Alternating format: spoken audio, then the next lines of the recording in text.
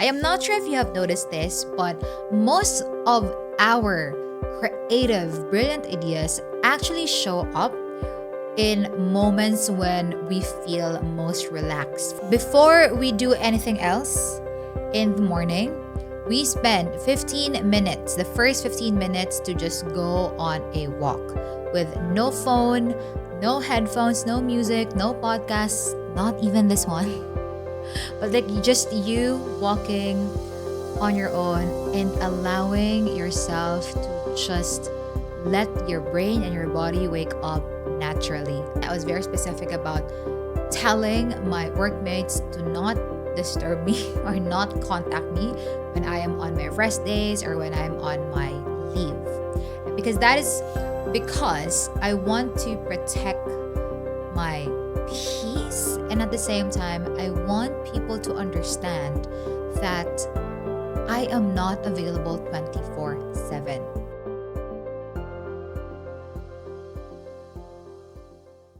When was the last time you were alone with your own thoughts for 15 minutes without a screen? And I'm not talking about being alone in a room while scrolling through Instagram. I'm talking about zero input. No podcasts, no emails, no music. If this thought makes you a little bit twitchy or anxious, don't worry, you are not alone. And I've actually been reading about a concept called solitude deprivation.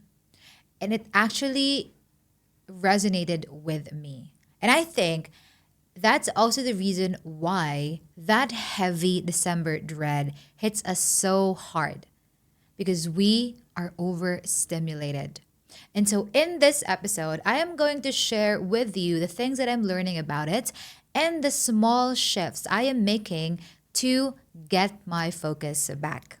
Hello, beautiful people. This is Love Ravina, a 28-year-old corporate leader and public speaker who is still learning out loud. And welcome to the Love Ravina Podcast, where I share about my messy, beautiful journey. We are heading into the holidays, and usually we think about relaxing. But lately, I have been thinking about focus. Even though I have been building my leadership toolkit for years, I still feel completely distracted sometimes. There are moments where I usually feel solitude deprived. And it happens in meetings sometimes. It happens when I am working on projects. It even happens when I'm preparing for this podcast. I realized that I was physically present, but my mind was just reacting to noise instead of creating something new. And so I realized that I needed to unplug, to change my space and to change my pace. And in reading about this, I found a distinction that really helped me: the difference between isolation and solitude. Isolation is the absence of people, but solitude is the absence of input. You can be sitting in your bedroom on your own, alone, but if you're scrolling through social media, then you are experiencing zero solitude. That's because you are letting others' minds in your head. I realized to be the leader that I want to be, I did not need more hustle. I need to step back a little and step back from the noise so I could hear myself think. So, how do we navigate this? I don't have it perfectly figured out yet, but here are 3 ideas I am exploring to reclaim my brain space, especially in the holiday season. The first idea is to reframe rest. I think the biggest lie high performers tell themselves is that resting is not productive. And it's very important that we stop, okay, especially if you are a high performer, it's important that we stop looking at resting as a form of self-care or being unproductive, but start looking at it as a performance strategy. There's actually this concept in neuroscience called the default mode network, or DMN. Okay? This is the part of our brain responsible for analyzing or solving complex problems. It's responsible for making sense of any disparate ideas and even solidifying our identity. All right. And when we actually stop focusing on tasks or stop doing tasks, it does not shut off our brain. Instead, it activates this DMN or default mode network.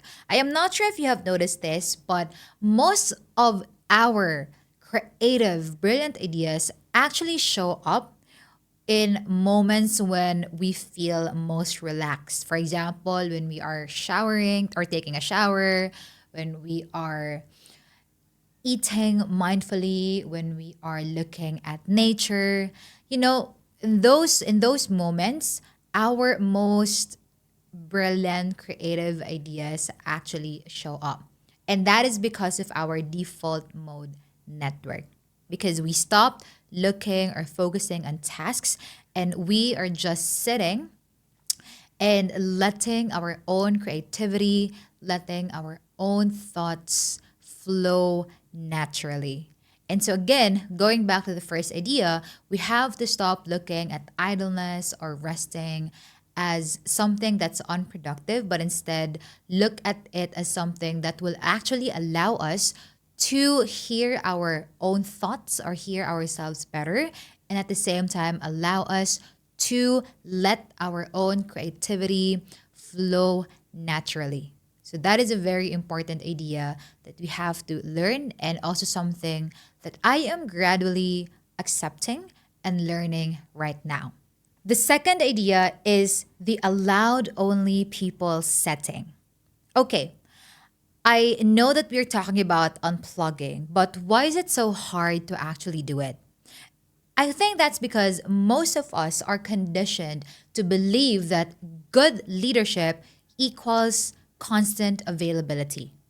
And in my previous podcast episodes, I have shared that, as leaders, we're not really available 24/7 unless that is your very specific job description.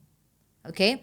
And I actually started, for context, I started really becoming more intentional about communication boundary in 2021. I remember at that time, I was very specific about my communication. I was very specific about telling my workmates to not disturb me or not contact me when I am on my rest days or when I'm on my leave. Because that is because I want to protect my peace, and at the same time I want people to understand that I am not available 24/7. And so, what I have been doing since then is all of my notifications across all of my apps, communication platforms, they are all turned off. Okay. And I think that's like one of the biggest frustrations that my friend have about me. Because if they message me or like they try to call me, I will not respond or answer the call right away. That's because, again, all of my notifications are off and even calls are silenced on my phone. Now, if you attempt to do that, there may be this feeling of anxiety. Like you may be thinking, well, what if, okay, if I do that, what if there's an emergency and people cannot reach me? Or what if I cannot reach other people right away? Or like, I cannot be contacted right away. That's when this allowed people only setting would come into picture. All right. So in my phone right now, actually, there's this setting, a focus setting on iPhone, right? Where you can actually choose the people where you will allow notifications from. And in my case, those people are my mom and my dad. That's it. That's it. So meaning to say, if other people will call me, if other people will text me, or if there are notifications from apps that I have, that I won't really be notified about them. But unless there's an emergency, I know that my parents, both my parents, mom and dad, they will call me. And so if that happens, my phone will ring. So the training that I'm doing for myself is, if something is truly, genuinely urgent, if there's really an emergency, then I know that my mom and my dad will call me. And that means that's life or death. Something is really, really bad and it needs my immediate attention. Other than that, you're silenced. No notifications from you. I will be responding to messages on my available time or during my scheduled communication sprints. So that is the second idea. And the third idea is the fake commute challenge. Okay, you see, sometimes when we wake up, we immediately flood our brains with a lot of inputs, texts, weather updates, news, Instagram, TikTok, whatever, all of those things, right? However, when we do that, then we actually deprive ourselves, especially our own thoughts, of showing up itself naturally. And so let us commit ourselves to this fake commute challenge. And this is also something that I am trying this week. So, how does it work? Before we do anything else in the morning, we spend 15 minutes, the first 15 minutes, to just go on a walk with no phone, no headphones, no music, no podcasts, not even this one. But like just you walking on your own and allowing yourself to just let your brain and your body wake up naturally.